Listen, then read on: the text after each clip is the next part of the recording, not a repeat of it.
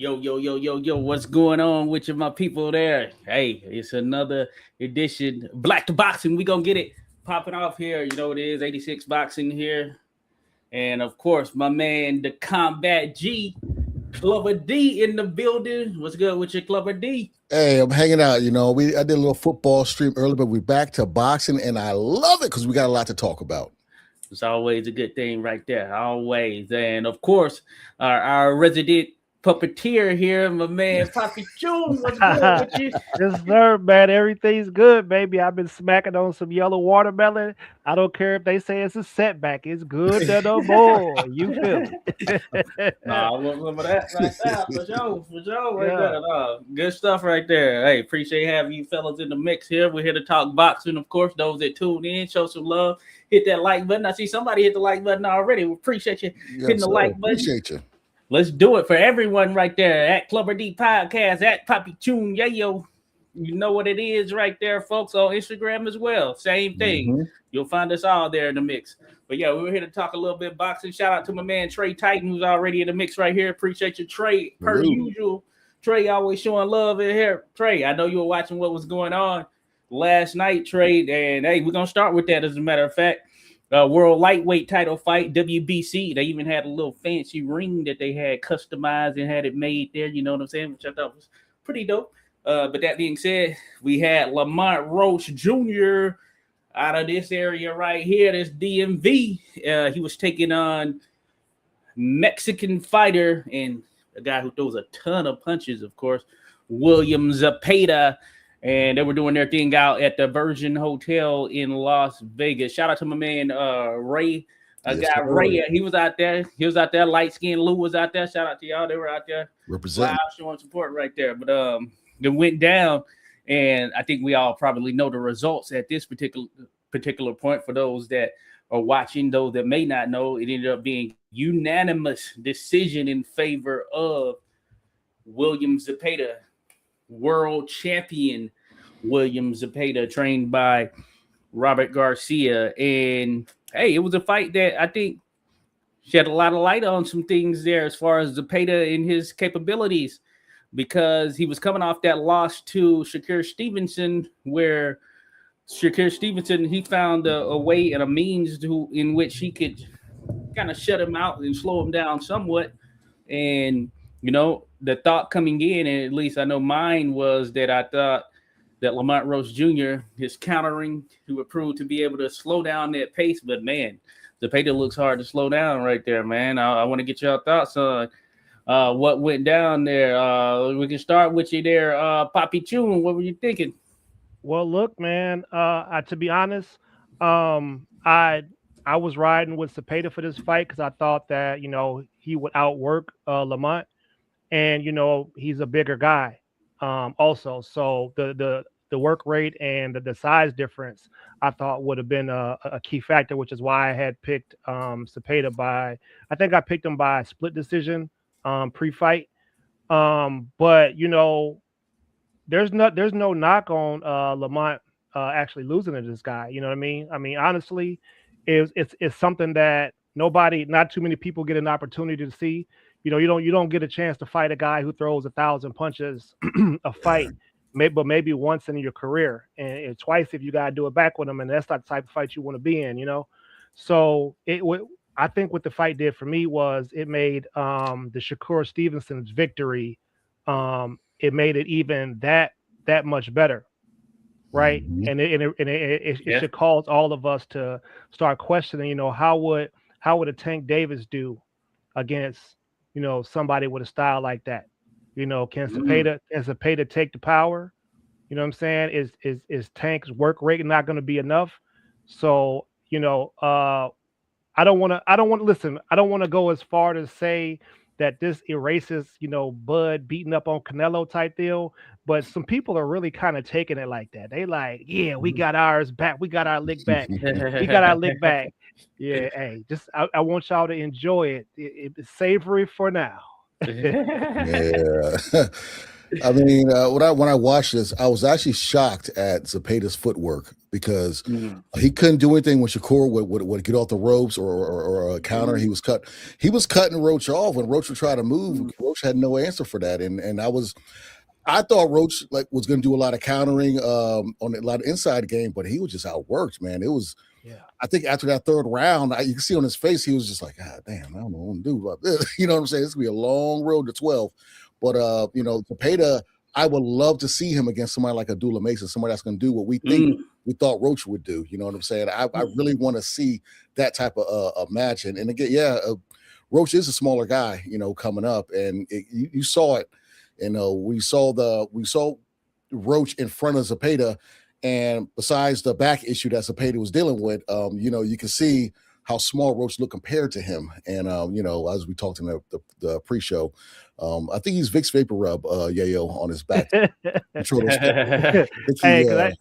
It can't be bed bugs unless he a back sleeper. Just look a little suspect. He looked like the type of person to sleep on his stomach. He got that Ray Vargas back, it's just kind of, sunburns or pimples. I don't know, or whatever. 79 really strong punches thrown in the 9th round. Crazy.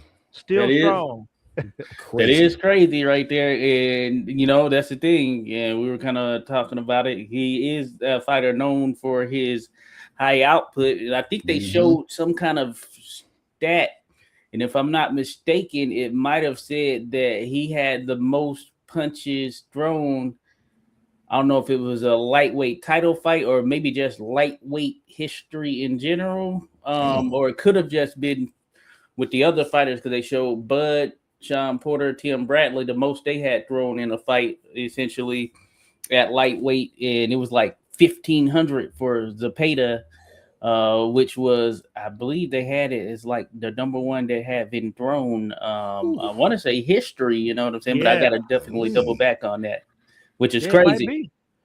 That's crazy, And they're hard punches. Yeah. I want y'all to understand they're hard punches. These ain't no arm punches like no pity pat stuff. Pity pat stuff. Yeah. Stiff. Yeah. So a little mustard on them right there. So hey, we already know what it is. Is different these days. A lot of things go on, so forth, and you just don't know. Well, a fighter should know what's going into their body and all of that stuff, but there's just a lot of differences in terms of what's available out here, compared to in the past, at least in the sense of how you can get things as well, and then different scientific methods and the science and psychology behind many things that are out there, just based on the state of where we are here in this current age, so that makes it interesting for sure. Yeah. The sportscasters, the commentary, they was talking about how he trains in high altitude in Mexico. And then, Bud and them was like, yeah, okay. Well, I mean, but you traded to throw 1,100 punches in the fight. Yeah, that's wild. Hey, listen, man. I'm not gonna take anything from the guy, man. He honestly, truthfully, he had an amazing performance. He made a lot of changes from what he did before, and like they said, the year was good for him off, and man, he looking like a monster. I just being real. He looking like a monster. The footwork, and that's what really got me it was his footwork. And usually, when you see that style of fighter, it's not really a footwork. And they wanted Roach to, make him back up, but that wasn't the case. You got to have them back up. And I was like, hey, he's moving side to side. He's cutting them off before Roach can. I was like, okay, Zepeda. It was the body work, bro. Yeah, it was the body work. That's what really did it. It was the body shots. I think maybe it was like the first 2 rounds. I've seen Roach shoot some straight rights to the body. Yeah. He shouldn't have gotten away from that. He definitely should. He should have kept going to the body because you got to find a way to get Buddy off you, and you got to punch him when he's trying to breathe in. When he's trying to catch his breath, you got to punch him in his body, and you got to keep punching him in his body. I mean, even Bud talked about it. Bud talked about, at the end, he talked about how he was blessed or gifted enough to be able to make fighters fight his type of fight. right? And that's what Shakur did to Zepeda. He Mm-hmm. made and it not even that much because Shakur stood there and took way more punches than he normally A lot. does, but he still made it his type of fight. I think it was Tevin Farmer, like the Tevin Farmer, like when he had that flash knockdown on Zepeda. Yeah. A lot of people just going up top with against him, and he was eating a lot of punches. I think when he knocked him off balance, it was the third round when Roach caught him. I thought it was a false sense of, okay, I can maybe get this guy up out of here a little early, but he was eating all those punches, and I was like, yeah, you go back to the body. He was taking them very well. So because some of the, I would say, cleaner shots, probably the majority of the cleaner shots where you could just see it because he caught him off of the counter a lot of times were coming from Roach, and Zepeda, some of them, pushed him back and all that stuff, but he kept coming. I mean, nonstop, just eating those joints. And he didn't slow down. Like you mentioned, he did not slow down, and he kept it going. I would have liked to see more body work from Lamont Roach as well, digging into Zepeda's body. So he was landing a lot of counters, especially with that check hook. They kept talking about that as well. But I would have liked to see him tapping on that body a bit more, seeing if he could slow down Zepeda. But Lamont is naturally more of a counter puncher type. And I think one of the things that, from my perspective, at least seeing him, is he never really shifted from that mentality. We saw it a little bit in the later rounds where he threw a bit more in some of those middle rounds when he got caught in exchanges, he would throw a little bit more, but you rarely saw him getting off combinations, you know what I'm saying? It'd more so be one off, boom, catching with that, maybe catching with a two puncher or something like that, but a little too far in between. And Zepeda, he's coming with 3, 4 punch, 5 punch, that type stuff. Yeah. Mortal Kombat hits. Right. The body work, man. It was that body. Because I was like, that's one other thing I want to give Lamont Roach for, man. A lot of other fighters would have quit. No doubt. They would have quit. And took a knee shout out. No, he shout out to you, Lamont. You definitely you went out like a G right there, because we seen stronger people quit for sure. You was just, and you know what I'm saying, and then you dogged it out when I was like, man, I think he might be done, bro. And then he went back to the corner. His corner got at him. Like, hey man, you got it, blah blah blah blah blah. And one other thing I want to say about that fight, thank you for the open scoring. I like the method that you used it in, because I think it made the fight a little bit more exciting, because Roach knew that he was down X, Y, and Z. So he's like, okay, and his corner's letting him know, hey, you got to get to work. You know what I'm saying? Because you're down 3 or 4 rounds. One judge got it close, but that's not enough, So I like the open scoring personally. I'm a fan of it. Yeah, it's in Vegas, right? And I mean, the first time he did it was, I believe, Ohio for Abdullah Masons, and Jimmy Lennon was like, "Hello." It was just all. This seemed more structured. This they was didn't more have structured. It right. It was in the middle of the round while they were fighting. Oh yeah, he's down 4 rounds. He has no shot. They didn't know about that one, right? I remember that. No, I think that's cool too, and that should be a welcome addition. I'll say on the amateur side, at all of the national events, they the national tournaments or whatever, they do open scored. Here on the pro side, they mentioned it was every 4 rounds. So the amateurs is 3 rounds. So similarly, so you're gonna get those first 2 rounds on the amateur side. You're gonna get those like first 2 like sort of interchanging sort of intermitting points there with 4, then 8. And so you're going to get the last with the actual official score. So it turns out to be 3 times, or at least 2 during the live action that you're going to get an understanding of where the scores sit. Not unlike what they're used to from an amateur perspective, is going to be 3 rounds, but those first 2 rounds, those are going to be out there on the boards. And then in the corners, they're going to be able to see, okay, yeah, you're down. You lost both of these first rounds. You lost or it's even, you need to do X, Y, Z right there. And then you get the final score after the fight is open. I don't see it as a bad thing. I think it's something that could be implemented everywhere. Listen, man, let me get ahead. Let us get ahead of life like we usually do on this thing. All right. So if I'm a boxer, right, This judge got it 95 to 90 for the other guy, and I know I got 3 rounds. I'm gonna walk him over to her over there to where she's sitting at, and I'm gonna. Huh, this is because she gave you Yes, this is for rounds 3 and 5. You know I beat you. You see that? And I'm gonna hurt him because you don't want to give me the round. I like it. Yeah, boy, come on, man. We ahead of the game, man. We finna be on y'all. Yeah, why not right there? Hey, and then for this fight, had noted that for Lamont Roach, this is for both of these guys, it was their first fight of 2026.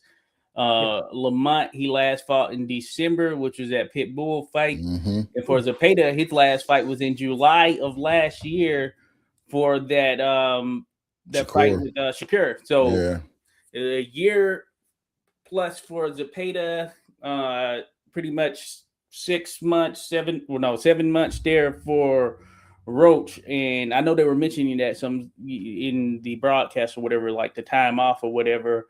I would say that both of them looked fairly fresh coming into it, and it seems to have done Zepeda well as far as him rebounding from that Zepeda loss. And as far as Lamont Roach, of course, he's had 2 tough fights his last outings in terms of 2 draws with monsters. And 2 fights and 2 draws that realistically could have and probably should have been wins for him based on what we saw right there. You think that might have an effect? Because I saw some comments online saying, hey, Roach, he needs to probably after this fight, and this was prior to the fight, I was seeing some comments saying that, hey, he needs to probably just take maybe a little time off, a tune-up fight or whatever, and then get back to these top dog type guys. What do you think of that? I wouldn't mind taking a little time off, but I wouldn't mind him going back to 130. Because O'Shaquie Foster's right there. You know what I'm saying? Yeah. And the length kind of got him with Zepeda. If he fights somebody like Abdullah Mason, he's probably has longer arms, you know. So I think he just go back down to 130, and that's wide open besides O'Shaquie Foster and Navarrete. You know, if they fight each other, then that's 3 of the belts right there. And I don't know who's the other champion down there, but I wouldn't mind seeing him go back down to 130 and kind of, you know, there's at least 2, 3 names down there he can have some fun with. And that's a good point right there, considering, Lamont, between those fights, his last several fights, I know he's bounced between 130 and 140. I think Pitbull was 140, if I'm not mistaken. Yeah, he got knocked down that fight too. What do you think there, Ernest? Yeah, man. Those are 3 monstrous fights to have back to back to back. You know what I mean? Like that's crazy. And you know what? You know, since you mentioned it, like, Lamont should be a household name, bro. Like, what are we talking about here? Like, you see his last 3 fights. How is he not? So we're doing a pretty piss poor job of marketing our people out here. We need to, you know, if you got people that are beating their wives up and getting arrested and, you know what I'm saying, having all these domestic violence cases, let's just don't focus on them. Let them deal with the court system, and let's talk about people like Lamont Roach, because it's not over for him, bro. He got a lot in the tank. This fight right here just let him know that, okay, well, damn, so there's a whole other level of conditioning that I'm not at that I probably need to get to. You know what I'm saying? And so you know, I would love, I think I'm with Clubber. I would love to see him go down a weight class if his body can handle it. That'd be great, because they talked about Navarrete coming up to 135. To see some really? He's gonna duck O'Shaquie like that? Oh, listen, bro, but you but I want to see it. Money I would love to see that. I would love to see it. Throwback fight. You got Navarrete who threw 1,000 punches and don't care, and you got this dude that threw 1,000 punches and don't care. You put that on Mexican Independence Day or Cinco de Mayo weekend. Ooh, I might get sombrero. I might get maybe that's a doable thing, because as far as O'Shaquie Foster, of course, Shakur Stevenson had got in the ring after their fight. I don't know how realistic that fight is, and Shakur. He won't fight nobody. I saw him was tweeting. He was tweeting or something, saying that he was. I saw something where he's saying he wanted to fight Devin Haney. So we'll see where he wants to be. You know. Oh my God. So maybe that makes more sense. You know what I'm saying? They got us looking bad out here. He don't want to take no money for Keyshawn. Remember, It's true. he don't want to take no money for Keyshawn. That's why he won't fight Devin Haney. But Keyshawn don't want the money. But that's another story. They got us looking bad out here right now. Terrible. Hey, we need the big homies, the OGs, Right. to get into this young brother's ear and put him on game, please. Because I mean, look, you got Rolly and you got Teofimo having. They having this meeting or whatever. Wow. And they talking about how they getting ready to get all this money together. Mm-hmm. We need to get money together. You understand what I'm saying? It's a fight game. Yeah. Y'all can be friends afterwards. Listen, I'm pretty sure that any other sport, you got to go as hard as you can at your homie to make the squad. That don't mean y'all can't be friends still. Go get your money, man. Man, get the check. I don't understand it. That it's more money that you done made. We understand that it's not a fair deal. 75-25 probably is a little bit bogus, but you talking to the dude who had to go to Australia twice. He had to give up 24%. Not 25%. He took way less money. Yeah, I respect that. They was gonna get the money to Lomachenko. People like Loma got hoes. He got hoes too, but they was giving him the money. You know what I'm saying? But you'd already put the work in. You were the Olympian, bro. You know what I'm saying? Make the fight. Y'all could do it a couple times. I thought they said Canelo took like 14% when he fought Mayweather. You know what I'm saying? So I don't like fighters do this. It's part of the game. But to say I don't want to do this, go to purse bid, and $3 million goes off the table, then you get 2.1, and it's like, come on, bro, you the businessman, right? Hey, and then you talk about how you want Bill Haney as your manager. Oh, me and Deb the same age. I only got this many fights. Why does that matter? Why if you said you want to fight him, then you said you was wolfing, and then you say you want to fight him again. And your big brother saying, hey, I don't want to take no money off of his plate, so I'll let Keyshawn fight him. But Dev has to drop the belt. Like, what are we doing? What are we doing? Come on. Yeah. Hey, and that's one of the things. It's a fight game. That's how you make your money right there. And if you're a fighter, then you're looking to maximize what you can get from a profit perspective. And if that means working with someone who, hey, y'all may have a cordial relationship or whatever it may be, but you got to make that happen right there. You know what I'm saying? Mike Tyson talked about it when he was talking about how back in the day, Sugar Ray Leonard and I mentioned it before too. Mentioned this quote, I'm sure. Sugar Ray Leonard, he didn't want to fight Henry Armstrong, but Henry Armstrong, he's a little past his prime or whatever. But Henry Armstrong let him know, hey, this is how I make my money. This is how I'll fly my trade right here. Yeah, I may be, you can think whatever you want as far as where I'm at right now in this game, but this is how we make our money right here. That's right. And so when you're out here just selling these wolf tickets, I mean, you're not doing anybody any favors. And I'll say, I've given Shakur Stevenson the benefit of the doubt, but he's been doing a lot of talking, man. I want to see some action. If you really think you're ready and want to fight all these dudes, make it happen. And if you can beat them, like I think many expect that he can beat these guys, then it's gonna elevate you to that status as the dude. Yeah. You know what I'm saying? You call up the shots from there. Yeah. But that goes with the legacy talk, man. It really do. It go with the legacy talk. It's like, what are you trying to do? Are you just trying to make the maximum amount of money that you want to make in your career? Or are you trying to be remembered as the actual best fighter of the time? You know what I mean? Because people are gonna go back when we go back and look at Canelo Alvarez's record. Nobody's gonna remember all the people that he ducked. All they're gonna see is Hall of Famers on there that he's fought and beat. That's all they're gonna know, and that's what's stamping his legacy and that he made the most money ever. Eventually, it'll be that way. So, what y'all want to do, man? I think you could do both. I think you can still get paid, and I still think you can stamp your legacy. No doubt about it. Yeah. We see far too often where that doesn't happen. Go ahead. I was just gonna say, I think honestly, there's a lot of resentment for Devin Haney. A lot of them just don't like him because when he came in the game, remember, Devin Haney Promotions was there from day one. Yeah, Mayweather was unhappy with him and Shakur because he didn't sign with the money team. So when he made that deal with Matchroom, he was making all that money in the zone as a young fighter, making them M's, and they weren't. He built the zone. He built the zone, and then now you look at Devin Haney, he's probably the most. I would say he's the most feared fighter right now, besides Boots in his weight class. Like I think Shakur said, go fight Boots, but nobody wants to fight the guy. You can say what you want to say about the Ryan Garcia. Ryan Garcia is saying he won't fight him until they admit that there's some foul play. You chose not to go to court, Mr. Garcia. So shut up about that stuff, okay? Right. You failed VADA and you failed New York Commission drug test. You could have went to court to fight that, but you rather pay $1.5 million and let it go away and get suspended. So I don't want to hear none of that stuff about The Haney's need to admit that they did some foul play.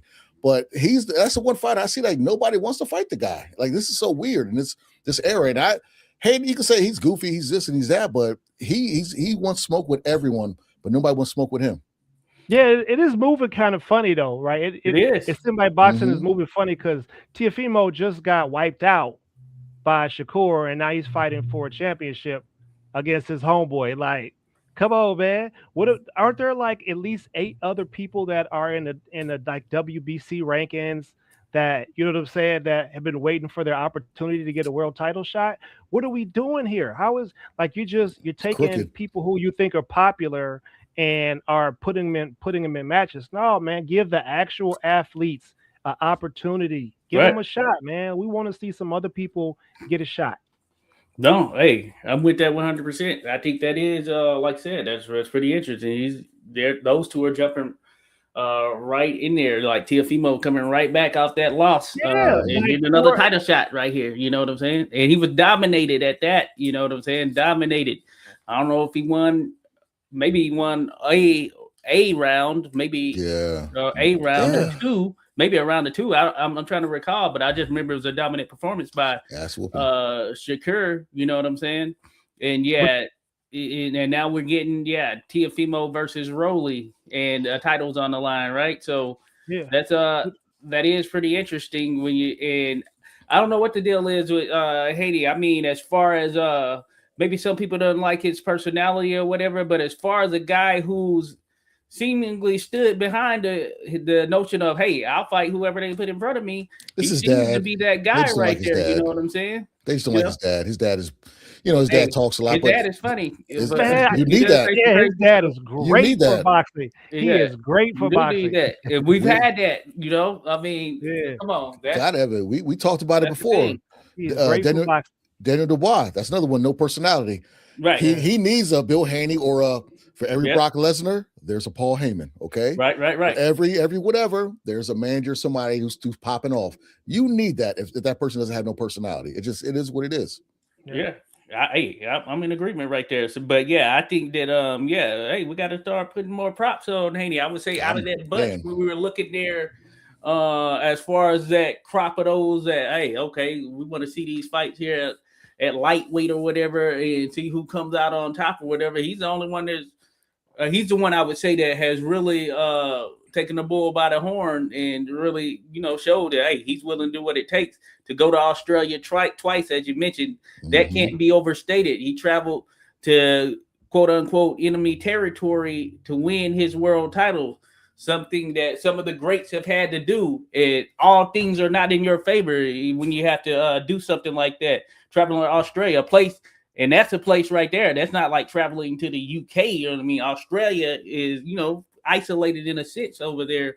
And he did that more than once because he knew that, okay, I want the money, but I want that legacy too. And I know what it's going to mean. I know I can beat this dude, and I'm going to go over here and take his title in front of his people. You know what I'm saying? And that's what he did. He went over there and did that. And there have been greats in the past who had to travel to do that. Even here in the modern standpoint, when we think about it, Spence went over there to the UK to beat Kell Brook. You know what I'm saying? That really elevated him right there. One of the, I can't remember if Bud went over to the UK when he fought King, what's his name? Ricky Burns. Ricky Burns. No, he was Australia. Okay. Yeah. So he has that makeup right there. So one of the pound for pound top dudes out there right now. All these other cats been talking a lot of noise, but they haven't been doing it like Devin Haney. I just want to add one thing to that. Devin Haney is a good transition. Someone else who's in Australia retired, but I will say this for the first Haney fight. Remember, they wouldn't let his dad in there until like 4 days before the fight. Oh yeah, that is right. They brought the head trainer, and I want to say it was Zab Judah's dad took over as head trainer until Bill got granted like 3 days before. I remember that. Crazy. So, if people had actually, just really paid attention to what they was doing and just actually listened to the process they went to, they probably would have figured out that Jamal Charlo was not going to be able to get into Australia. Like you get, like, hey, y'all, you hear me now? Like you can't listen. If you boxers, if you get in trouble and you get felonies and things like that. You can't just go Felonies anywhere. could cause you to not be able to get a Mm-hmm. passport or a visa. So Right. let's not get in trouble, right? I mean, we ain't gonna act like Ryan Garcia and Tiafimo ain't out here having horrible public issues, right? Mm-hmm. Very horrible, but yet they're still getting put in front of the world as what people want to be represented for boxing. Like we Yeah. can't allow that because we got people in those weight classes that could beat them boys down. And so y'all got to beat them boys down beat them into oblivion, and then y'all got to fight each other. There was a Mm-hmm. black murderous role at one point, Yep. and it is what it is. Y'all got to fight each other. You know what I'm saying? Or I don't know. I don't know what to do. I don't know what you supposed to do, man. What we supposed to do? What's the solution? I say take the belts because some of the stuff they let slide so long for. Rolly hasn't fought since that time he beat Ryan Garcia. Nobody will fight him, bro. Well, the fight with Haney fell through because PBC messed that up before they got with the zone because they were like this kind of like that funny dirty money where they said Haney wouldn't get no money unless they made a certain amount instead of the guaranteed money, and that's what kind of. That's the stuff I don't like with the back behind the scenes stuff with that stuff. But it's like if you haven't fought for over a year, why are you still champion? Why is Virgil Ortiz not fighting Fundora? Why is Fundora fighting Billy Bob Johnson? If you're the interim champion and you've been out for so long, why are they still shelving you and let him fight? The number one contender when you're the interim champion. That's the stuff with boxing which is so corrupted. It pisses me off. No, I'm with you there for sure. I think that stuff factors in. Shout out Coconut Shacks in the mix right there. Appreciate Coconut. Steve X, doing the thing right there, showing some love. Always good to have you in the mix here. But no, I think these are all great points right here, and the stuff we can't ignore because it's prevalent. And when I'm glad you mentioned Black Murderers Row right there, taking it back, old school right there, classic style. Think about that time. Think about that time. A lot of the champions were white champions who weren't given these opportunities to some of these Black Murderers Row guys. It was hard for them to actually get a chance to even fight for a title. So many greats that didn't fight for a title. In this case, we have an opportunity right here. These guys, there are a number of Black champions. They need to be fighting each other. You know what I'm saying? If they can't get these other guys to step in there, let's make it happen. You know what I'm saying? Like Haney. Keyshawn Davis, come on, Keyshawn, hey, step in there, do the thing. You know what I'm saying? 3 million. And they said that the most that he's made, not the pocket watch or anything, was 1.5 million. So he was getting double of what he's ever made in a single fight right there. And they could do it in Atlanta, bro. The same place. Because me and my wife went to Atlanta for that Tank fight. When he reopened that place. Man, Atlanta, they will pack that stadium out, bro. You could do it 2-3 times. Agreed. Let's go. So Shakur, get in there with Devin Haney. He's right there. I mean, what else you gonna do right now? We got some other guys that are out here that are ready and down, willing and able to fight. Gary Russell Jr. They're ready. Let's get it. Yeah. You know what I'm saying? My only consolation, if Keyshawn does not fight Devin Haney, he better fight Brian Norman Jr. That needs to be like a title eliminator because they were popping off a little bit, going back and forth a couple weeks ago. I better see him fight Brian Norman Jr. That's the only consolation, and put that back in Norfolk because he said Brian Norman said that I showed up and showed out in Norfolk and you didn't. So put that fight in Norfolk. And, or in Atlanta. He's from Atlanta, ain't he? So and Haney fought Brian Norman. They were saying Norman was the boogeyman right there. You know what I'm saying? Look, Haney did it. Just like Paro and Matisse, if they put Liam Paro and Haney, both of them fighting the boogeyman. So hey, that's saying that might be the joint in October unification. So yes, sir. But no, that was good stuff right there. So that's William Zepeda. It led to a number of things, but a lot in and around those areas right there. Lamont Roach, Zepeda. Then what's going on in and around 135 and such. Also on this card, of course.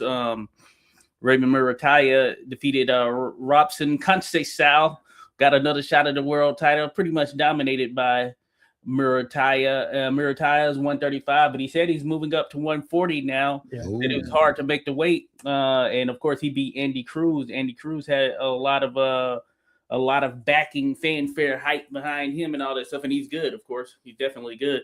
And Andy got a stoppage win a couple weeks ago or whatever. But that being said, Raymond Murataya, another name that's in the mix there at 140 pounds that I love to see. You know, they were throwing out Raymond Murataya versus potentially like someone like Gary Antoine Russell, which they be banging up in there. You know what I'm saying? Oh, that'd be a good one.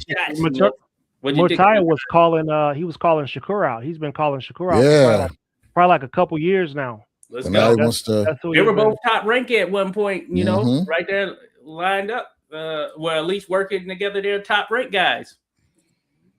That's interesting, right? So they should be able to make it happen.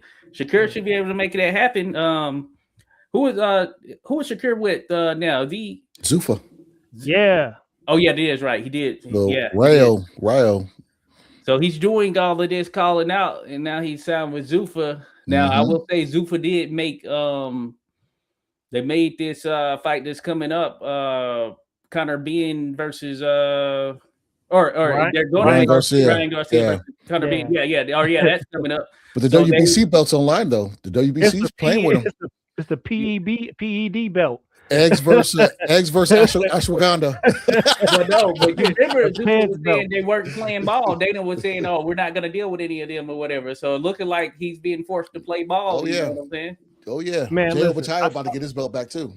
I caught something on one of the Zuffa shows. I caught somebody wearing some regular ass boxing trunks with their stuff on it that wasn't company issued. So maybe is he willing to, you know, adjust the rules so that people can come in with their own, I think it's Berlanga. Berlanga. Yeah, I think that's it's what more I'm of a trial and error for them because this is not. They're used to UFC and not boxing. All that stuff he could pull in the UFC, you could do that because you're the big dog. You're stepping into something already established. So I think he's gonna have to, you know, adapt basically to what's going on. That's what I think. As long as they put the fights on, I'm okay. But like I said, ashwagandha versus eggs, let's do this. The WBC belt is going to be online.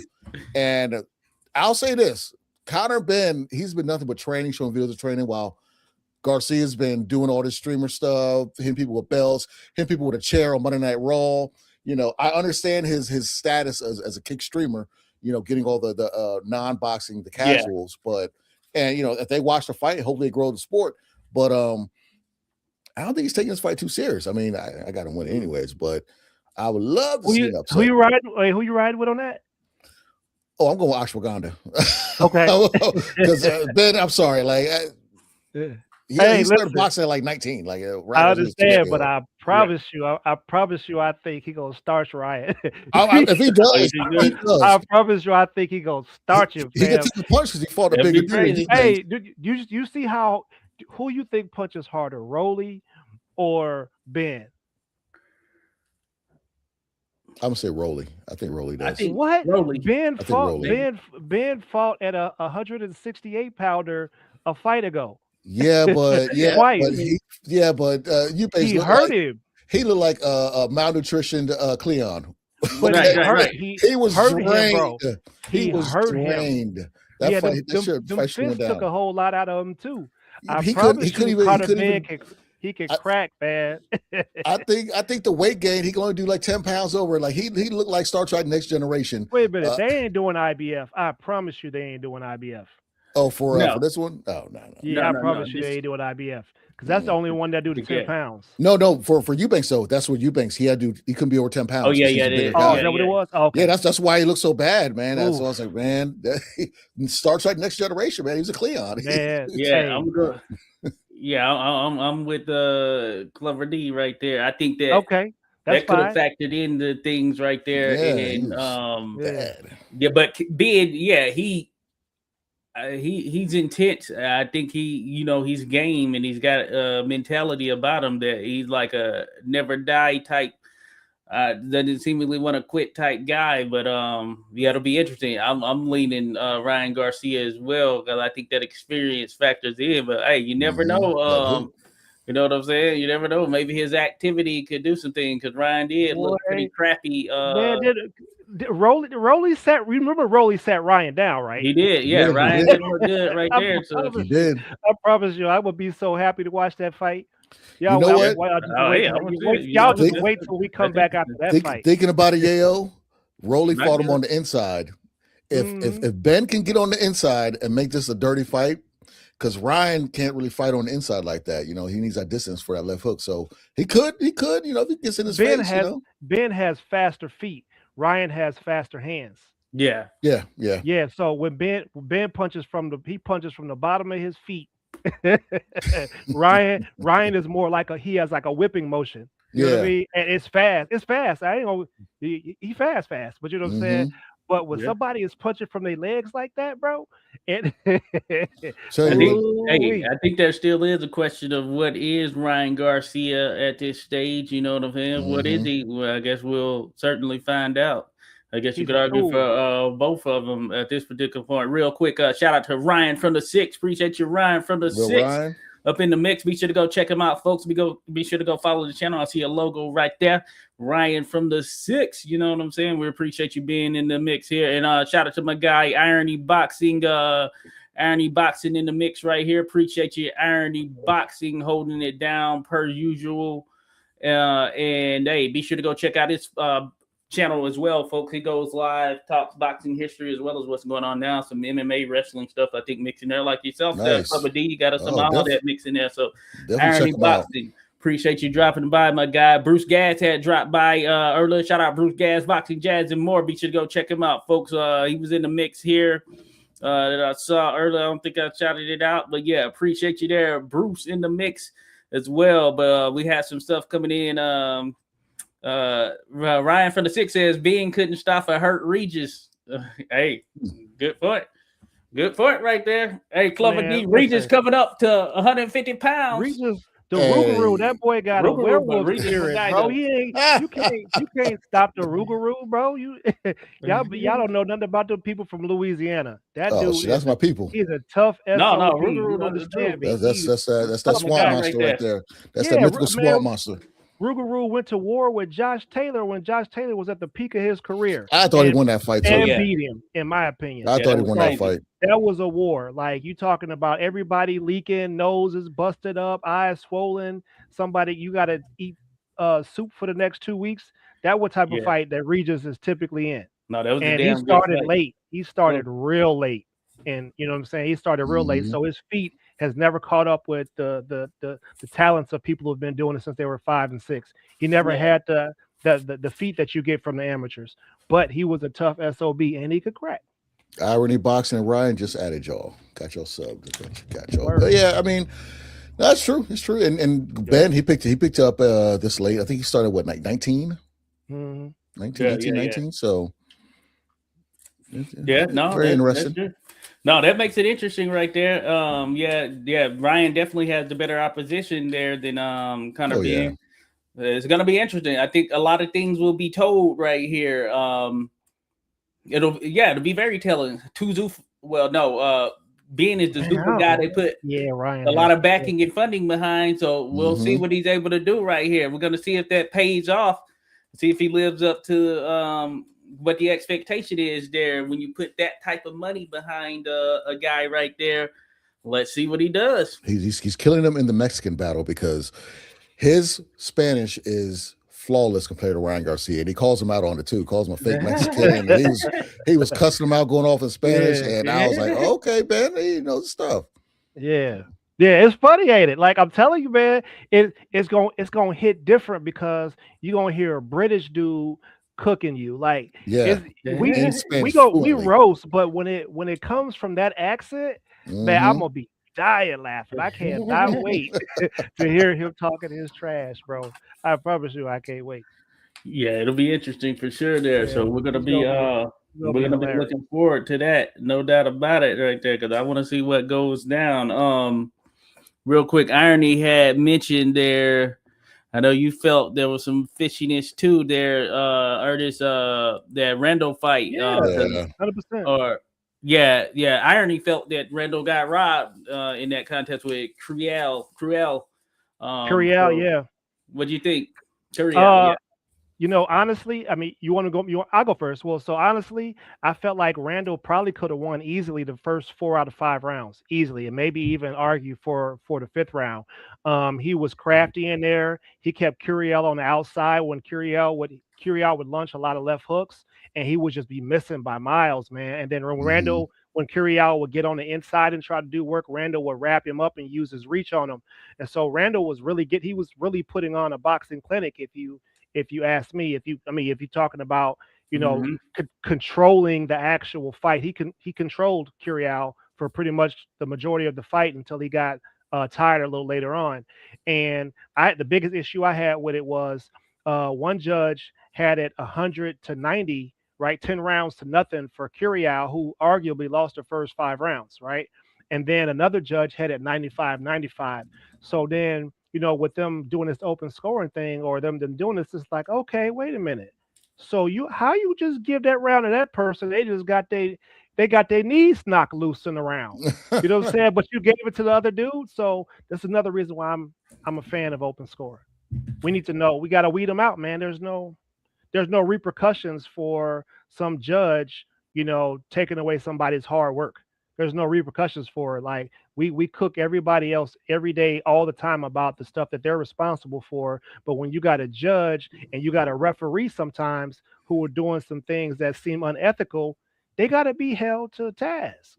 That's all. I agree. And there's an old saying, someone pops off in a room full of people that are the ops, it's a long way to the door, baby. So, if we're doing open scoring and that judge is wrong by the 8th round, you're going to hear from the crowd. And how's that person go from point A to point C through the crowd if they're doing some blatant BS? For that fight, I would say it was the stigma for black fighters that we run. I'm thinking, just wondering if the judges were saying just because he was backing up and getting out of the way, do you call that running, but he's still having offense? I feel like the judges or that particular judge wasn't skilled on that style of boxing. Okay, it's not all about just standing there like rock'em sock'em. Okay, if I'm elusive and I'm still hitting you, and then when you're trying to do something, I tie you up. That's part of the game. Look at Haney versus Kambosa Part 1. ESPN was hating on Haney and put up a clinch stat. Never seen that in my life. Like, what are you talking about? So at these judges, I agree with you on that one. That there need to be some type of criteria. So they're schooled on all facets of boxing, and all different styles, because just because you see someone backing up, there's a difference between running and getting out of the way and still having offense. So I mean, judges should be assigned a type.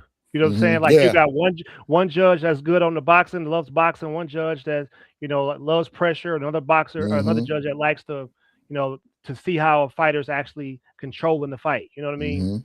And then you should be able to put whatever combination together you want, because not knowing that, somebody's going to give the same way. You're going to give, it's going to be 114 for Canelo versus Floyd, right? So how are you supposed to hire that judge? How are you supposed to hire that? You need to know who those judges are.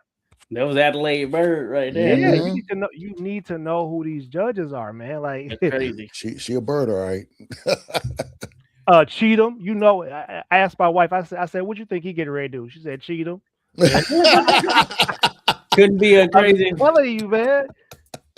You make a meme out of these people.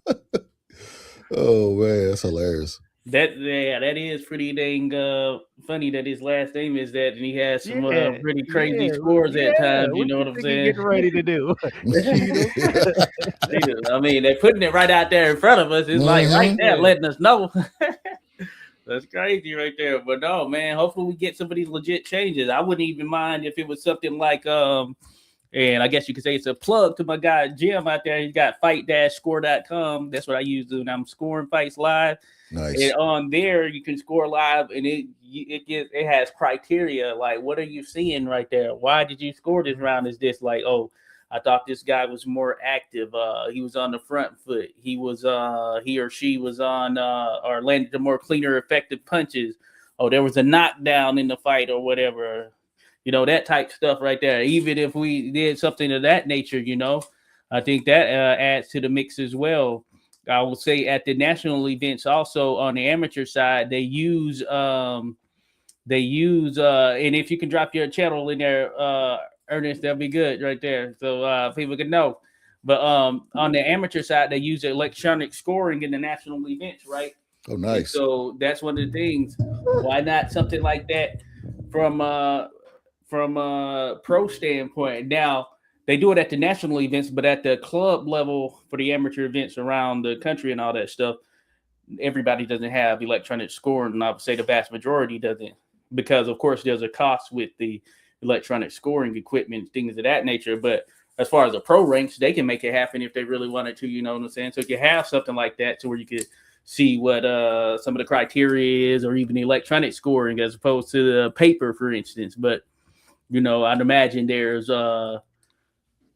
probably some old guard sort of, Yeah, this is how it was, or this is how it gatekeepers. is, and we're They not gatekeeper. They gatekeeper. For sure. They gatekeeper because Chris Mannix, he's like, oh, well, I have it 97, 94. Like, but it don't matter what you say right now. You know, we didn't want to hear it anyway. We didn't want to hear it anyway. So we actually got what the judges are saying. So you can shut the hell up with all that extra shit you be talking about. Kick them rocks, buddy. We use AI and get you up out of here. You know what I mean? Hey, me and Chris Mannix, we were pretty much on point for most of the fight there for the Lamont Roach Jr. fight for all tonight. But yeah, usually sometimes, he has some stuff. I'm like, hold up, man. Yeah, hey, I promise you, man. Hey, it's different when you got a vested interest. You know what I'm saying? So we on the outside looking in. We don't need y'all to tighten that up. Oh yeah, no doubt about it. Shout out Irony Boxing. You mentioned this Raymond Gordon 140. Yeah, we were mentioning that Irony Boxing potential good fights up there, like Gary Antoine Russell. What's the name is there? Matthias is there. I'm about to say Dalton Smith. You got the monsters there. The dude that beat Albert Puello. I think he's still there. So you got some you got some guys at 140 right there. Shakur is technically still champion too, right? I'm about to say seemingly others who are 140 and in between or whatever, 140 adjacent or whatever. Lamont Roach potentially even, you know what I'm saying? Pitbull there. Hey, Pitbull, Zepeda. Or no, Pitbull, Murataya. That would be interesting right there. You know what I'm saying? Because Pitbull coming forward, and Murataya, I think, is a better boxer, but that would be interesting, exciting fight, I think. You know what I'm saying? So I like to see that. Crash him out. Yeah, let's crash him out. Mercado's what? Tito Mercado. He's I think he's 142 because Shakira was calling him out, and he's up there too. Yeah, because Shakira was calling him out when he was still at 135 or whatever. Let's get Tito up in that thing too. There's some heat. Name there. That's right back in the mix right there with a lot of young talent. You know what I'm saying? So, no, we appreciate that.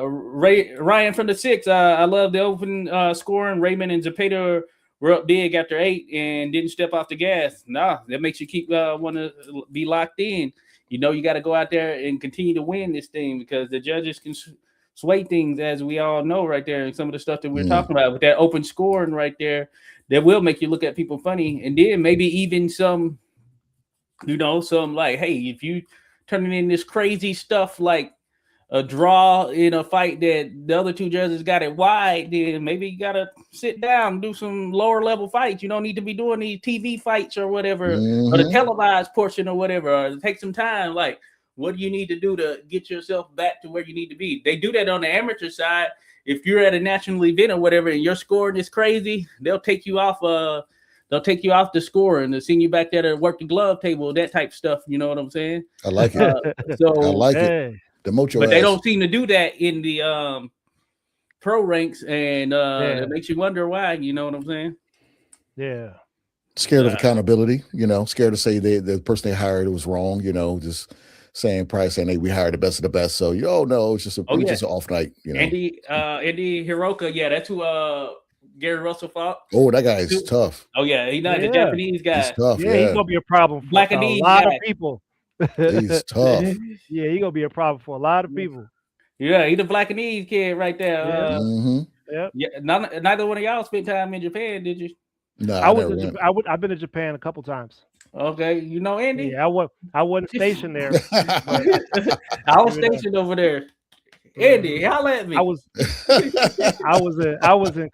in Korea, stationed in Korea twice too. So I had my Asian sample. You know what I mean? The juices. That thing right there from Asia. That's from Asia. That's from Asia. That's definitely from Asia. Yeah, we've been over there. We understand. All right, Andy. Yeah, Andy Yeah, I and can say Roca. hi. Yeah. I can say hi in damn near 5 different Asian languages. Oh my goodness. Stupid. Hey, Chinese, Korean, Japanese, Mongolian. God damn, bro. The world is a beautiful place, y'all. Y'all need to get out a little more. oh yeah, you definitely gotta do that. Definitely gotta do it. I only brought this up. I didn't know about this, but oh yeah, I forgot about Kid Austin Oh, there, yeah. 135er. He says I heard a purse bid was ordered for Kid Austin versus Lucas Body. That's an interesting fight right there. Body, you remember he knocked out Aston Seal. Yeah. That one puncher kind of That's the problem. That's another problem we have with belts because we've let Tank have a honeymoon with that WBA for how long now, you know? And Kid Austin should be the champion. He should. Come on, man. Like, why are we still? That's the problem with boxing. We can't even be biased. We can't even be biased or anything that relates to that. Why does he still have the thing? If he's just sitting out there, you know, doing crazy stuff. Take it away. Legal issues and all of that. Mm-hmm. And he just sitting there with it. Same with Shakur under WBO. Take it away. Come on, man. Well, say Zuffa's doing something. I mean, they trying to make a move, man. They are. They are. I agree with some of it. I want to be very clear. I agree with some of it. If it makes sense, I'm not all the way. I'm not 100% on board with the stuff that they're doing, but some of it I do agree with. Yeah, no doubt about it. But yeah, that should be a good one right there. Iron Boxing. I like Kid Austin in there, but I don't know. Body is nice with it. I think it's a good fight. Good matchup for both of them. Probably a needed matchup right here. Hopefully no food poisoning at a particular time. Well, yeah, hopefully not any of that. Shout out to Faye Loves Nature Hawkeyes. Appreciate you there, Faye. Hey, always a pleasure to have you in the mix here, showing some love right there. Shout out to Rock Chalk True Crime as well. Rock Chalk. I know you came up from Rock Chalk's channel right there. Hey, appreciate you always showing love there, Faye. Be sure to go follow her, subscribe at Faye Loves Nature Hawkeyes right there, folks. Appreciate you. Iron Boxing mentions Andy Hiroka to me is more dangerous than Oscar Duarte. Oh yeah. Oh yeah, Duarte. Oh, yeah. Is he 140 now? 135. But yeah, hey, he's another one. You know, he's with the. Did Duarte and Zepeda fight? Did they fight? Duarte fought Ryan Garcia. Okay. Somebody pulled out on a Duarte fight recently. Did he fight Zepeda? I remember he fought another offensive guy. I remember someone pulled out recently. I want to say, God, who pulled out? Oh yeah, he beat Kenny Sim Jr. I remember seeing that. So yeah, he hadn't fought. What's the name? Zepeda, but that would be another one. I feel like that might have been mentioned or something at some point, but maybe I'm wrong. Oh yeah, he beat Angel Fierro too. So Duarte, he's at super lightweight. So yeah. Hey, he's another one in the mix there. Another one. So 140, they got some people. I'm all for it.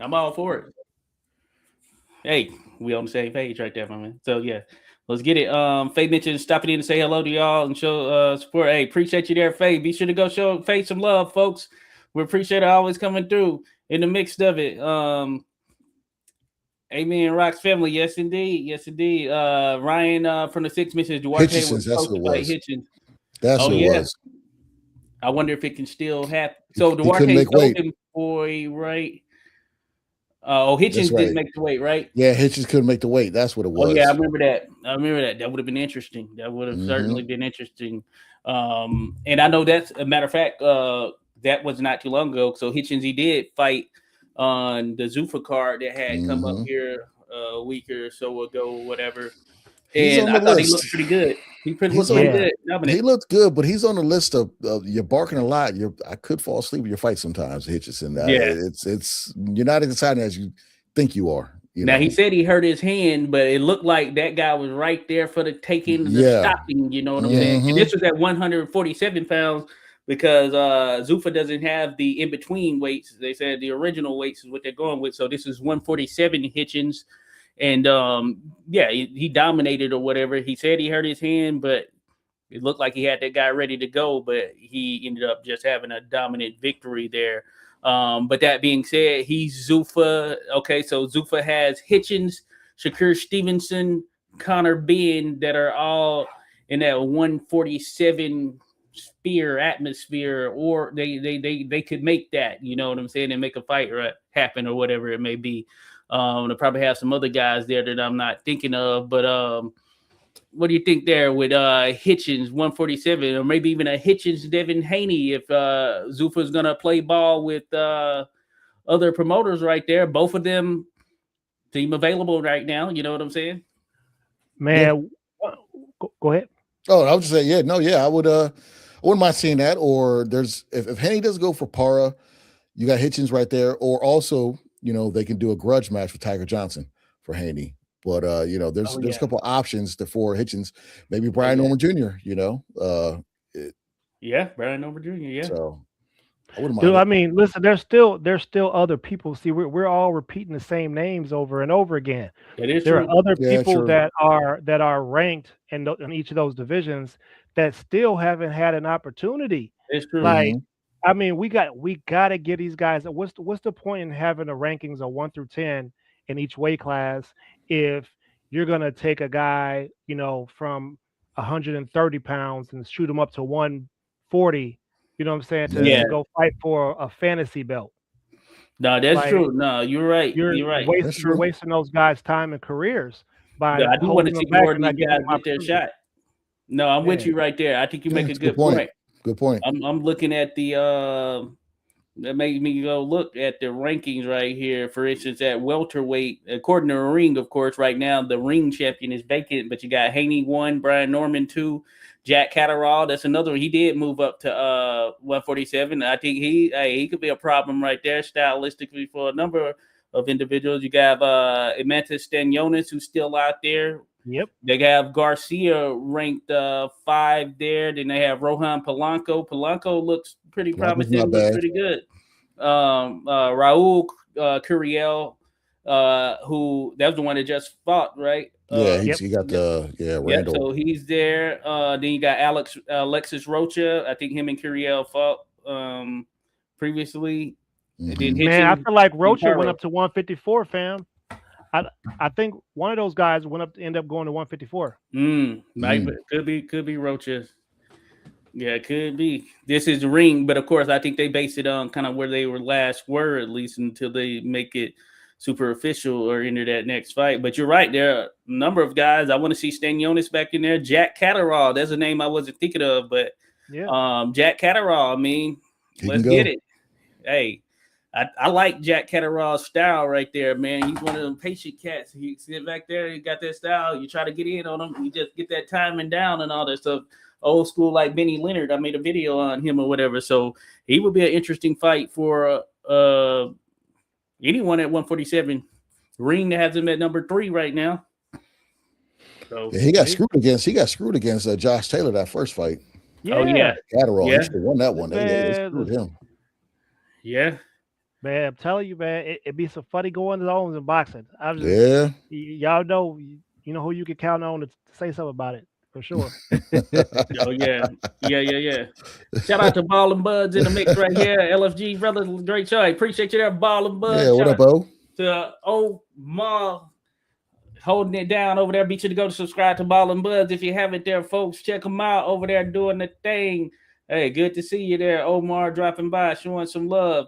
Ryan says, "Yep, all the paying section fees just got just to get jumped and get put back put to the back of the line." Yeah, that is crazy. Right there. Yeah, like, fees got to pay for them rings. You know what I'm saying? Them fees got to pay for them rings. You know, and them fancy belts the WBC be doing.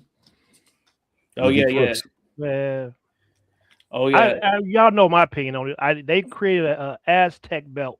I was like, oh, wait till us go over there and fight for that. We'll take that. Tierra Brown got the Juneteenth belt. She got the Juneteenth belt. She got the Juneteenth belt. Oh yeah, I need to see that one next time.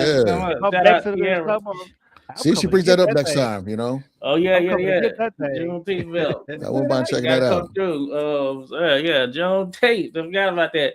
Hey, I like when they're sanctioned bodies, you're paying a fee to them. Hey, if they're making belts, then I like it. Come on with it. Do something with it. Do something with that money right there. Like I said, they had a ring for that fight between Zepeda and what's the name? Looked rivaled that of a Super Bowl style ring. They kind of stole that idea from PFL. When PFL fought Bellator, they had like a big thing they fought overseas, and you got a ring When you take the ring off, it goes into the belt also. It was dope. It was pretty dope looking. Okay. So they kind of stole that from them. But and PFL, I'll tell you right now, I might do a story on this later. But Jake Paul and they merged. Them merging MVP and PFL going together. Now, 3 of the fighters from that Netflix special they had already signed with the UFC. They're like, oh yeah, we got some famous go to UFC. But now they have, if they show those fights on Netflix and they do a Rico Verhoeven versus Francis Ngannou. Oh yeah, you know how many people are gonna watch that? Yeah. I'm telling you right now, UFC they got a problem, and he's already said the boxing MMA guys they're gonna let them go. Let's get it. So it's gonna be very interesting. I'm glad you brought that up right there. I did see that news right there, and I think that's big time. There's also some competition for the UFC. Real competition. And you need that right there because they pretty much came through and just souped up pretty much everything from an MMA perspective, buying all the promotions and all that stuff, making them largely the only game in town. Now, Dana White had noted that nobody is watching those two. He's like nobody. I saw a video. He's talking about nobody's watching that. Nobody's watching MVP. Nobody's watching PFL. So you just had 2 companies merged that nobody watched. I think he knows. I think he's probably triggered by it. He knows that some things could change right here, especially when you get to factoring in that pay aspect of it, and that's always something that's come up with the UFC fighters right there. Yeah, they're fighting first. Dynamic right there, and UFC, of course, is the billion-dollar company or whatever. So in theory, you would think that their guys should be making the most as far as all the MMA fighters out there, but that is not necessarily the case on all fronts right there. So I think he probably understands too that this is some competition being thrown in the mix, regardless of what he's saying. They do, and they got a couple. They got a couple young fighters. They got Umar Nurmagomedov. They got him. They got Josh Elvin. They got a couple guys that can be names if they market them correctly. What you do, kind of like you do with the MVP show on Netflix, get some Mike Perry or somebody like that to fight. Get the eyes to watch, and then showcase these younger guys under that. That's it's the oldest trick in the game. The formula works. Like that. It works. Yeah. Hey, I disagree. We fight all night. TV says they're not competition at all. No one cares for PFL and no one cares for MVP. We'll see. People care for MVP. I think they've been doing some numbers right there. Look at the numbers on Netflix against the White House. 7 million versus 9 point something million. Some people were watching against Netflix. So it is what it is. And the PFL, hey, I think you're gonna still have some of that is going down right there. But we need the competition. Would you say we need competition? Should UFC be the only game in town right there? We fight all night TV? I don't think so. Yeah. When we had WWF, we had WCW. Everybody the Monday Night Wars. WWF was the big dog. WCW was always looked at as a smaller organization. They won for 83 weeks in a row on Monday night on the Monday Night Wars. 83 weeks. So you got to have some type of parallel. Now, when they bought them out, it got stupid. But you got to have some type. For every UFC, there's always a Strike Force. There's always a Bellator. There was a WECF first with a lighter weight guys, and they got bought. You got to have something. You got to counteract on. Okay. Wait. Listen, it's not anybody's competing with Viacom. When you say Viacom, you're talking about one of the families who. That's like we're talking about a large percentage of the world. Right. Mm-hmm. So that's hard to compete with. That's money that's money that's before slave time money. I'll say this though. They had Bellator and them. They had them on Spike TV after UFC made Spike TV. So it's not like it's the same. And I'm not trying to say they were like on MTV at one point. Yeah, too, right? I mean MTV, that type stuff. Spike wasn't nothing until the UFC, the Ultimate Fighter show, when especially when Forrest Griffin fought Stephan Bonner, like the ratings jumped after the second round. So I mean, I see what he's saying, but I'm just putting this is a different era, and they got that ESPN and Netflix exposure where they didn't really have a package when they were on there. PFL was, so we'll see. But no, that's good to go. But no, we fight all night TV. That's good stuff. So he does. He's an MMA creator. Got you right there. Hey, I feel you there. We fight all night. He's like, does the NBA have competition? Hey, I feel where you're coming from right We there. get Yeah, they we're got too we're competition, but Hey, listen, we talking about I got juggernauts you, here. They okay? step on bugs and squish them dead. You understand what I'm saying? We talking about a juggernaut. The NBA can step can't on somebody and can't erase compare the them. two. Come on now, you know Yeah, better than that. You know no, better than I that. got We you fight there. all Yeah, night. You know better than that. Come on now, the you NBA. know So better you than see, that. y'all see what's happening with the big three. Ice Cube came up with something when he Yep, created the Oh big yeah. three. You understand what I'm saying, right? So the NBA is his only. That's the one thing that they're trying to stop him from being successful, but he's still managing to make this thing work. Oh they don't yeah, like yeah. it. They don't like it. We need the competition. We monopolies got to go away. Oh yeah, well, hey, yeah, USC. Yeah, no, I think you're right. It is like the NBA. Hey, we need some competition out there. But no, I got you there. We Fight All Night TV. Shout out to we Fight All Night TV. Okay, Check out his channel over there, folks. You got a lot of content over there. We Fight All Night. Yeah, let me go ahead and do Um, it. Let me add them real hey, quick. I'm subscribing over there. I want to check it out. Gonna have to drop in, show some love right there. But no, hey, I think that's a good point. We're talking about competition, but yeah, UFC. I mean, they got that $1 billion deal with Hmm. Paramount. So yeah, that's a game changer right there. So MVP can't compete with that, No, certainly from a financial not at standpoint. all. But hey, we're gonna see what happens right here if they can do anything. But I do know that with the Bellators and the like, they had Scott Stoker, who's a pretty solid mind as far as the MMA stuff. But yeah, Yes, they Scott could Coker. never hold Yeah, on. Strike Force. Yeah, Yep, he was in Strike Strike Force. I Force. remember I Yeah, used to watch that, all that good stuff. But hey, one of those things, I suppose.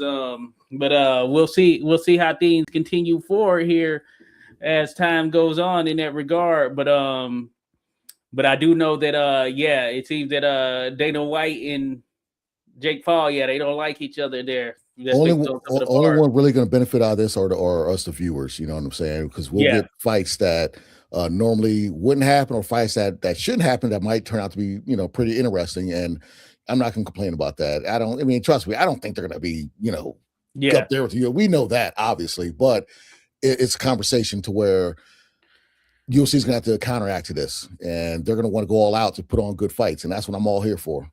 Yeah, yeah. I mean, hey, the void needs to be filled. Like Yeah. Turkey, that Turkey money, it's not drying up. Oh, It's getting ready to get passed down to somebody.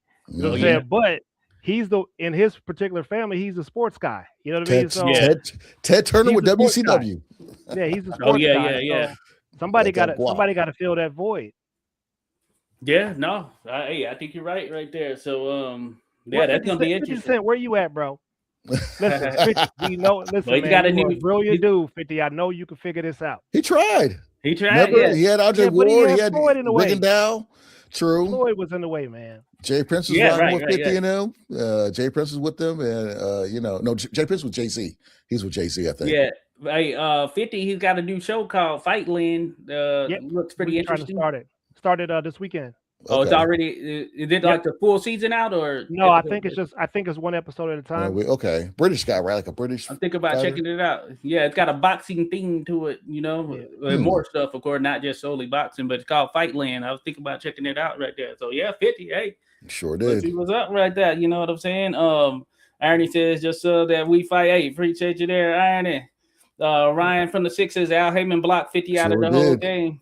Oh yeah, Sure that's did. crazy. But hey, that's when everything was all good between Mm-hmm. the Floyd. Haydens and the Mayweathers of the Yep. world and all that stuff. You know what I'm saying? Because 50 did had an SMS promotion, but he was trying to do the TMT thing. But yeah, that would have been interesting. But 50, hey, he's able to make some pretty solid business moves from overall perspective. He got So some say. He got some skin in the Mm-hmm. game. yeah, no doubt about it. Yeah, So hey, yeah, he got some skin in the game. sometimes hey, maybe I know him and Floyd had a falling out or whatever. And hey, sometimes you gotta just sit down as men and rectify things right there. But at this stage, well, I know I want to see if Floyd he's down for it at this stage or whatever. But maybe the back and forth has made that too much of an We oddity. found out But who was right. That's what yeah, happened. We found out who was right. Somebody he did. has somebody has stars on lock, and Yeah, somebody else is what I'm saying, fighting mafia kids. Right. Crazy, right? That's crazy right there. That's what you see who he putting on right there. You know what I'm saying? Stupid. You can do exhibitions with a lot of people. That's who you putting on, huh? Yeah, You know what I'm saying? exactly. That's crazy right there. That's crazy. We didn't mention Charles Conwell, but he looked good against Paul Crow. Heavy-handed country strength type dude right there. Charles Conwell bouncing back. He just landed some big shots. I think he can be a problem still there at 154, I believe is what it is. Put them neck bones of rice on somebody. Put them neck bones of rice on them. You know, that's all he did. Yeah, he had that one slight setback, but he's generally looked pretty decent each time we've seen him in the mix. Yeah, he's the one that fought the kid who passed. Yeah, Patrick Day. Patrick Day. I remember Patrick Day. I remember that Day all story. day. Yeah, RP. Yeah. But yeah, man, Charles definitely. You know, it seemed like he had a little bit of rust though. He looked a little bit rusty to me. But I mean, overall, I think he had a great performance. He crowded a lot of his work. That's not something that he normally does. And I mean, he broke Buddy down. And it looked impressive to me. You know, I wish he had a pick KO 8 and he did it in 9. You know what I'm saying? Yeah. But you know, he's that dude, man. And 154, that division is loaded, man. There's loaded. All of these divisions are loaded. They just need to put the fights together. Right. Right. Hey, we need everybody all hands on deck as far as that. Him versus Virgil Ortiz will be a cold fight. Man, there you go. Put that on right now. Be a heavy-handed fight right there. So let's make that happen for sure. I'm down for that. Yeah, you got that. Of course, we deal with Fundora still out there.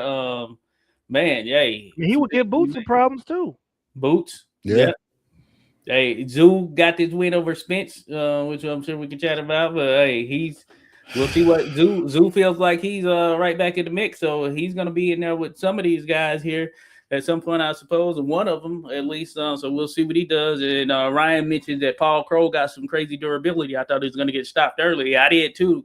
He was taking some heavy shots. He was coming back, man. I don't know how he got that cut. We had a cut on top of his head. It was leaking down from the S curl. He was there in his face.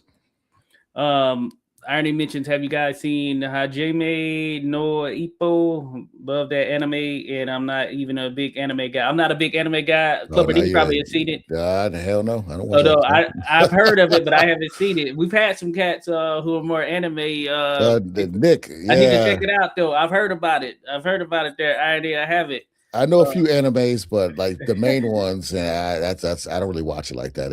They're too. I can't do it. Ryan says salute to We Fight All Night TV. They might is there a Zuffa thing? There might be another Zuffa card coming up.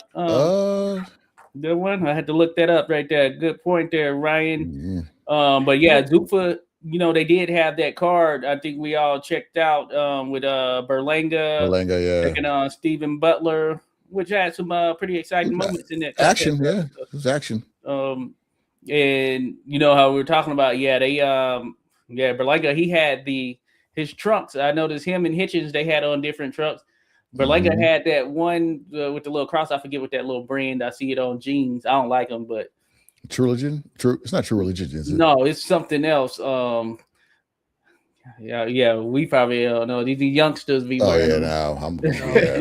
Y'all, hey, if y'all some youngsters in the comment, you know what I'm talking about right there. Somebody said they back wearing bell bottoms. Them little jeans with it. I forget what I think they have some bedazzles on them too, but I see them crosses. I gotta Google it, but I don't like them though. But it's great. I see the Instagram skit. This girl said, "Girl, I went to the club and I left up out of there. My legs was all scratched up. The jeans was all bedazzled." Bro, y'all wearing some bedazzled jeans and y'all scratching the ladies' legs up, bro. Like, what are we doing? What are we doing? I'm happy they dancing. They used to just stand around in the VIP. Don't talk to nobody. They grinding on girls and cause it you know what I'm saying, superficial damage to the epidermal layer. So on the 8th, We Fight All Night TV says on the 8th Zuffa card. So that's gonna be because they just had 9, right? So this is gonna be 10. Okay. Is that Oscar Valdez? Oh no, that's not. Oh no, Berlanga might have been. Oh yeah, Berlanga was 9, so it's gonna be Zuffa Boxing 10, I suppose. Okay. Let me see here. Oh yeah, Aaron McKenna, Elenoso Olinha. I know Aaron McKenna. You got Caleb Walsh versus Tyler Denny. Interesting right there. Caleb Walsh. That's a good fight. He's the he's in the Ireland. Then Dana White had previously, well, under the promotion prior to Zuffa Boxing. Yeah. Right there. Okay. So this must be going down over there. This might be the one that's going down in Ireland or something like that.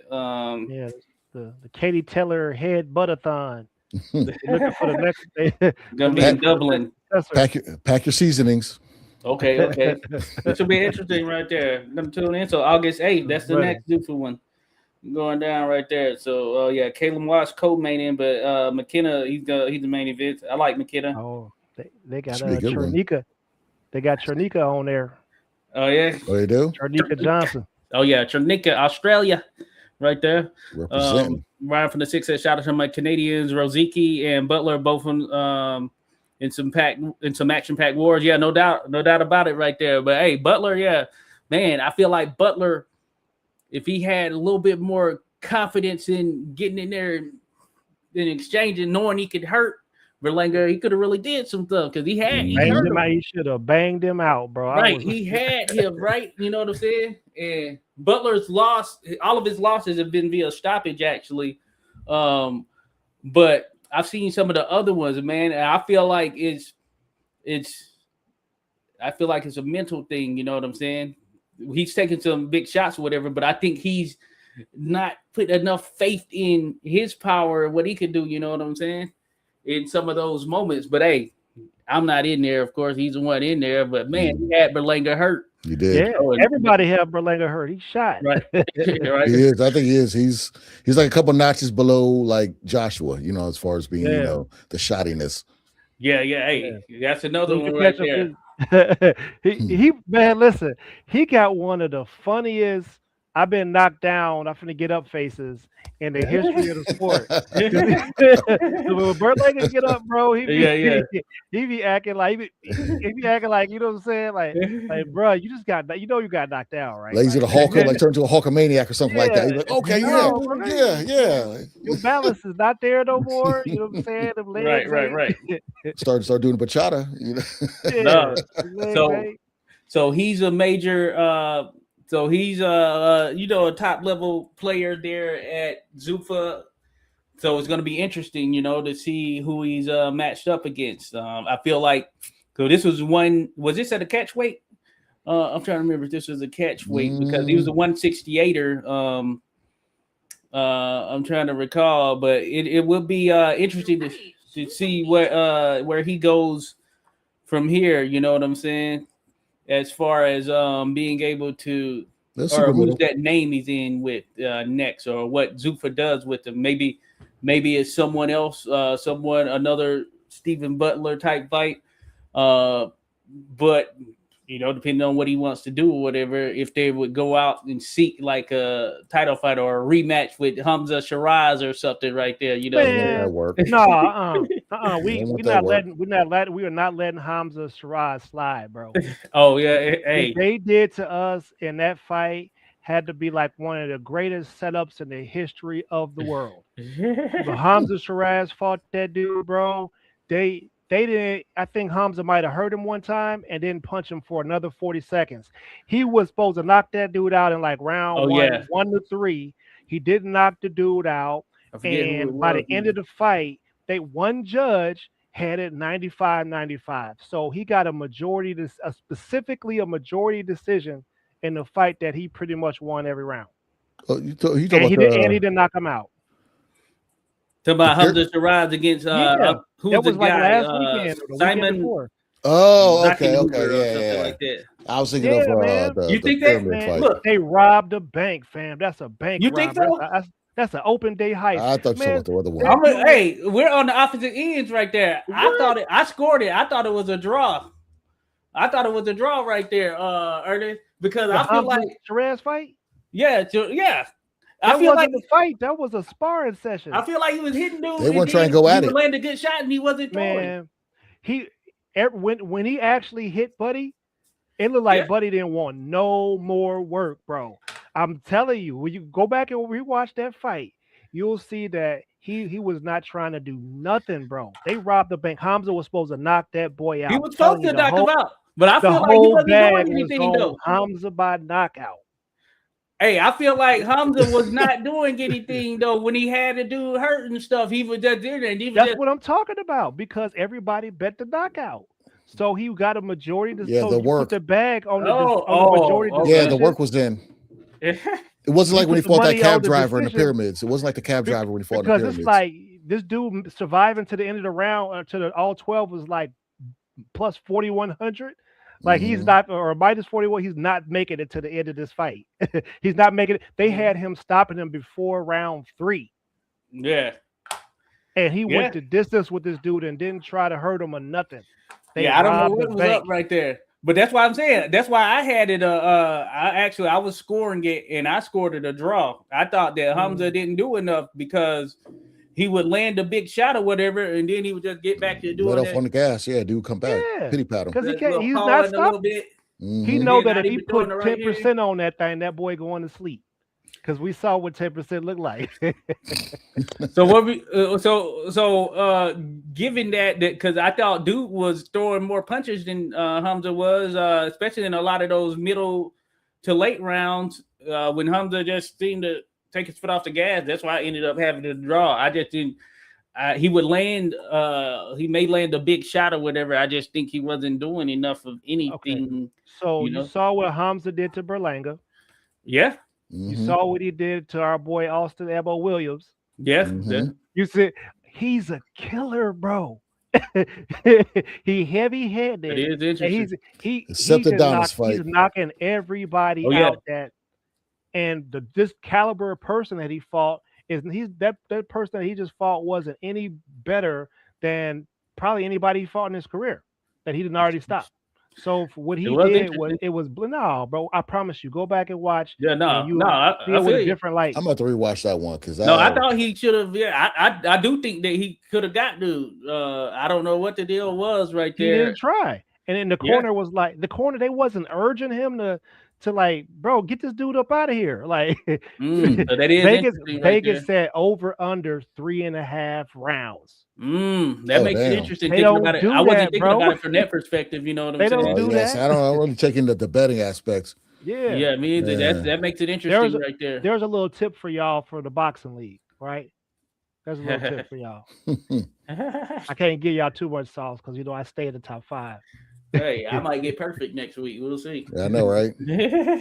Hey, Ryan for the 6 says Hamza is on a protection program, and I hope Billy spoils the party and beats Canelo just to mess up all the plans. I think he will. Hey, I want to see that. Let's get it. I want to see somebody in there push Hamza again. You know what I'm saying? We want to see that for sure. I like Hamza though. There, Ryan. How you think that fight go? Man, and Billy and Hamza. Which one? Both of them. I think if Billy and Hamza, that's gonna be just like Adamas and Hamza, and Adamas won that fight. Yeah, I did think that Adamas got Hamza in that fight. I did think that. I think Mbili, if we see Mbili on his game, like we've been seeing him fighting, like he was getting Lester Martinez, I think he can get him, man. Because Mbili, man, he comes forward, throws a ton of shots. Yeah. That's what I want to see from Mbili against Canelo. Yeah, that's what I want to see too. I think if that version of Mbili that we expect, hey, don't get in there and be all, the moment's so big, I got to show respect. I'm in here with Canelo. I don't want to see any of that type stuff right there, touching gloves after rounds and all that. No, go in there with a killer instinct, and I think Mbili can outwork Canelo, but it all is going to depend on the mentality of Mbili, I feel. Yeah, because man, when Canelo let that left hook off to the liver, when he let the left hooks off on him, it's gonna be something serious. Yeah. But man, listen, I want Mbili to win so bad, bro. Like I do, I want him to win. I really do. But I don't know, man. His defense is whack, bro. There's no his defense is his offense. His offense is what his defense is. But man, I don't know. I'm here for it. But he can outwork Canelo. Remember, William Skull, Canelo was in there just chasing him around for 12 Footwork, rounds. he's too flat foot. Barely landed anything. But Billy gonna be there in the pocket. He's gonna force a pace that Canelo hasn't had to fight at in a minute. You know what I mean? It's Triple G. Well, yeah. I don't want to be either be a Triple G fight or a Kirkland fight. Because Kirkland's whole thing was going to be in Canelo's face. We saw what happened. So, well, I want to see him bring it out of Canelo. Let's see if Canelo still got that in him. You know what I'm saying? Man, Canelo had that boy tooting that thing up. That was man, that was bad. Oh man, I think Canelo do some people bad. Word on the curve is, he couldn't have Ann Wolf in his corner. Word on the curve. I know that's true. He didn't. He didn't have Ann Wolf. He always looked bad without her in the mix too. Yeah, he was face, like you said, he was face down. You know what up? Yeah, right. Crazy man. And highlight reel became a highlight reel for sure. Ryan says, and Billy can't respect Canelo in the ring. Don't do the Charlo. Definitely not that. And Billy better go and dog walk Canelo. That's what I think he's got to have, that mentality. Yeah. Even if that puts him in some trouble or whatever, but that's what got him to this stage right now, and it worked. It's worked. So he got to come with that mentality. I feel. You know what I'm saying? Yeah, because I remember Canelo shooting that hook off on Berlanga and holding him up. Oh yeah. Oh, it happened so fast. Jaime Munguia too. Jaime Munguia. Man, it happened so fast. Jaime Munguia, he allowed Munguia to survive that butt whooping too. It's like, damn, he done knocked his neck loose and he's on the ground. right, crazy. You know what I'm saying? So I was looking real quick. So as far as what's coming up, so this is going to be on a Saturday right here. This Zuffa card, that one we're talking about, McKenna. And then Oliha, who's I think that's an Italian flag right there. So that's gonna be coming up on Saturday. Let me see see what else is out there. This is that. So the MVP card is this Saturday. I know you mentioned Shanika Johnson there. Janir Pirro is fighting heavyweight. Oh yeah. Oh yeah. He's he's. Oh yeah, he is. Yeah, Whitfield. That's gonna be a good one. Oh yeah, he got a brother too, right? So yeah, this should be an interesting one. Yeah, that's going to be on the MVP card. So yeah, that MVP card, Shanika Johnson versus Storsland, who is a Danish fighter. I think that's Denmark. Yeah, that is Denmark. So that should be good. Shanika, hey, she's looked good. She throws a lot of punches. She's pretty tough. And I picked against her in a couple of fights, and she proved me wrong there for sure. Yeah, keep doing it. Yeah, I need y'all to keep making them bad picks. I'm telling you, man. Only reason why I went for the gusto for this last season. I want y'all to know that I definitely would not have finished in 4th place, but I only did it because I was going for the win. That's it. You know what I'm saying? I still would have been in 2nd place, right on his neck, but I went for the win. I want y'all to understand that I'm real good at this picking game. And I purposely picked incorrect so other people can get above me too. So that's my thing. I'm sticking with that. Yeah, that's a trick right there. We got Thibault fighting and all that stuff. David Naika, he's I think he's from Australia. He's gonna be fighting Terramana, yeah. That's next Wednesday. That's going down. Terramana.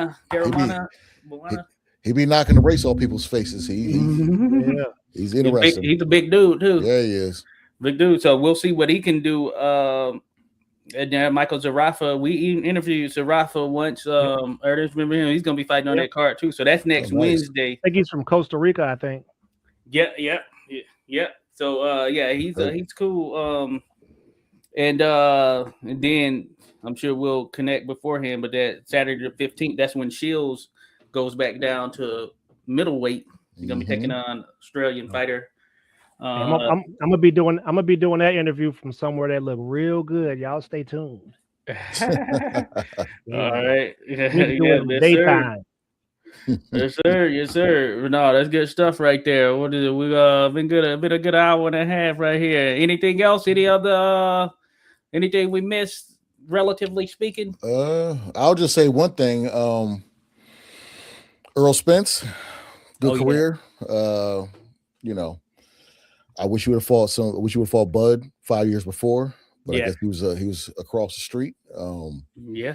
Yeah, we never got the Thurman fight, even though Thurman said he never fights you. So that's another thing I wish we had. So other than that, he had a good career. Yeah.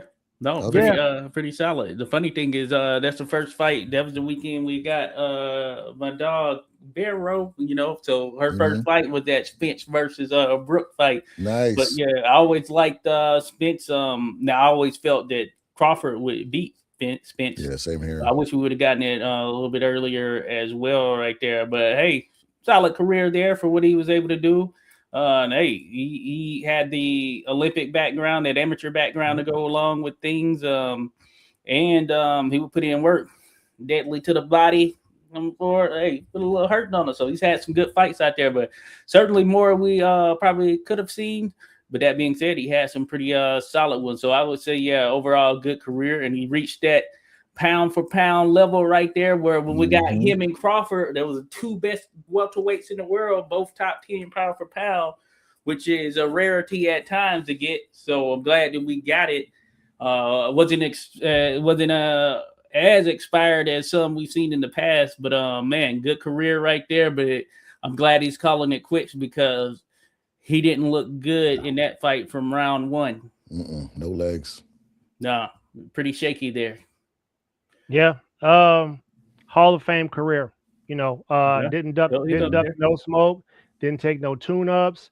I mean, just for an individual as a human being to be able to survive a car crash as horrific as he did, and then come back in and not take a tune-up and just get back to it and get back to the grind. You know what I'm saying? If there's some lessons that we can learn from Earl, it's one that you never give up on yourself if you believe in yourself. Two, mind the company that you keep, because things can come with keeping certain types of company and the energy you attract around you. And then three, as a human being, if you was to go get yourself a ranch and you was to go out in the country and you was raising horses and you was raising farm animals and you was teaching your kids how to do agriculture and stuff like that, then what you're leaving behind ultimately is something a lot bigger than what boxing is providing. So shout out to Earl Spence, man. I definitely enjoyed watching you fight. Yes. And I ain't never pick against you until you fought Bud. But I'm good at picking. That's what I do. Hey, same here in that regard. So shout out to Errol Spence, and I do think he will ultimately end up getting in that Hall of Fame as well. There, as far as these modern heavyweights or welterweights and what he was able to do here over the course of his career, he should get there, no doubt about it. But man, no, that's good stuff right there. So, hey, fellas, it's been a pleasure, of course, as it always is. Got out here. Hey, bless the people with a little discussion. I'm gonna keep this thing coming back and going again. Hey, maybe we can do something next Sunday, depending on how the flow goes. You know what I'm saying? Yeah, hey, we'll tap in there for sure. So let's do it. Hey, good on my part. We appreciate everyone that dropped by, showed some love. We hit that subscribe button. Subscribe to everyone that's in the mix right there, and of course, tune in. More to come, and enjoy the rest of your weekend, folks.